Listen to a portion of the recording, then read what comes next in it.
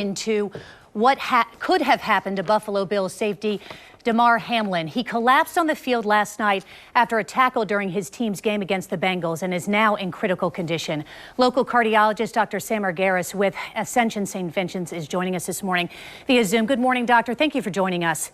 I'd like to get right into the video of the tackle, if you don't mind. I know that you have seen it.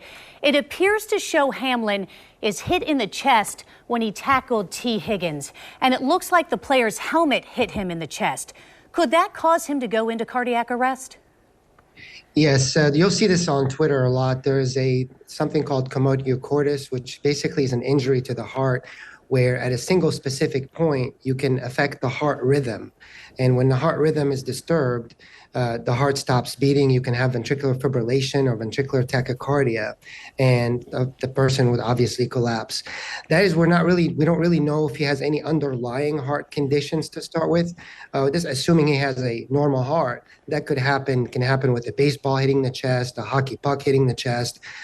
In this case, it was a shoulder or a helmet hitting right into the heart, but it has to be in a specific timing, specific vulnerable spot to cause the heart rhythm to go out of order. Is it odd that he stood up and appeared to be fine before he collapsed?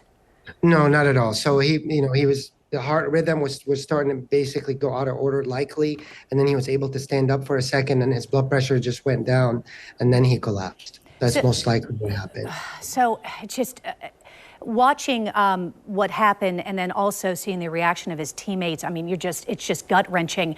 Now, we know that medical staff did do CPR and AED was used to treat him there on the field. The Bills say that his heartbeat was restored, but he is still in critical condition.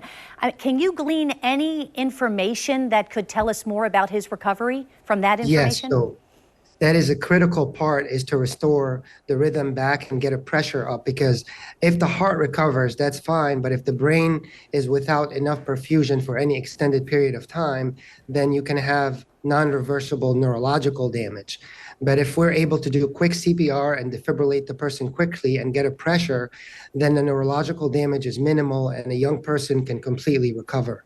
So we don't know if he has an underlying rhythm. We don't know how quickly they were able to restore it. But at this point, it looks promising from the reports that they were able to get a pulse quickly and get him back. In that case, he should be able to recover from a neurological standpoint, which is at this time is probably the most acute issue. So it's interesting in seeing the hit, because, I mean, quite frankly, I mean, we watch football, right? I mean, we see players get hit all the time in the chest. Is it possible that there could be, from just an impact, given the fact they're wearing pads and everything, that could cause some kind of actual damage to the heart itself, to the muscle, or any one of the valves? Generally, no. That's normally not the case that you're going to get. The heart is well protected in the chest with tissue around it, with the chest itself, with the bone. So the heart is generally well protected. You just have to have an unfortunate timing in a vulnerable spot, in a vulnerable position. Situation is very unique, but it can happen. But again, we don't know also if he has an underlying heart issue. Sometimes you can get that from a car seat belt that can also cause some damage. So you can have damage from that kind of trauma, whether it's a hit or an attack or a seat belt, you can. But in general, the chest and the heart is well protected. Doctor, as we close here, I always think that it's very important when we highlight things like this. The reality is that not all of us play football, but we have students who participate in sports. I remember a case many years ago out at Fletcher where a student athlete was hit in the chest with a lacrosse ball and dropped on the field. And thankfully, there was a doctor in the stands who was able to revive him. But could you please just finally here, as we close, just remind our viewers about the importance of always doing CPR and knowing where an AED is if you're in public?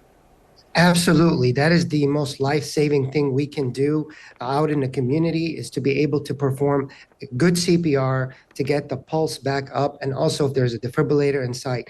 These are maneuvers that would make somebody's life be normal again, or somebody to be non-survivable or have a terrible long-term outcome or possibly die. So having good effective knowledge of CPR, having AEDs around in our communities is a life-saving, very important skills to have. Dr. Damar Hamlin, cardiologist with Ascension St. Vincent's, joining us this morning. Thank you for your time. Thank you.